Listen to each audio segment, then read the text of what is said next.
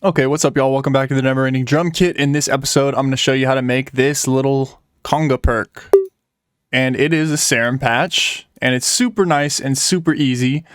So the only thing that we have going on here is a sine wave. Levels not changed, nothing changed here. That we've just done a couple envelope modulations too. So I'll go ahead and snug these up so you can see. So envelope 1 is going to be controlling the amplitude, which is the default.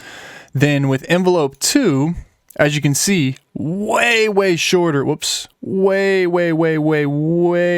you can't even scroll in that far.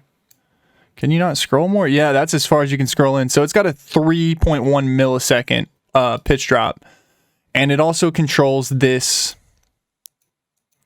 I don't know if you could even hear that, but that little icon snare noise that I've set to one-shot mode there. Turn the pitch all the way up. And then it just really quickly hits that the amplitude on that noise oscillator, and then does a quick pitch drop that goes pretty significantly up. If we go up into the matrix here, as you can see, it's 16 units of unipolar master tuning modulation coming from envelope 2.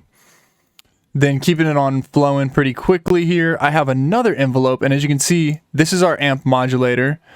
Super short on the envelope 2, like I already talked about. Then envelope 3 does the smallest little bit of modulation, and it's just slightly downwards. Let me bring my spectrum in here. So that's without this one, and it's just 1% right here, and it's bypassed right now. So then when I turn it on, as you can see, it just makes that pitch drop a little bit, which gives it that drum feel. Andrew Huang has a great video talking about why drums kind of pitch when you hit them, and there's a really quick pitch change. I won't elaborate on that, but you can go watch his video if you want to see something that's very well produced. Mine are shitty, bedroom quality.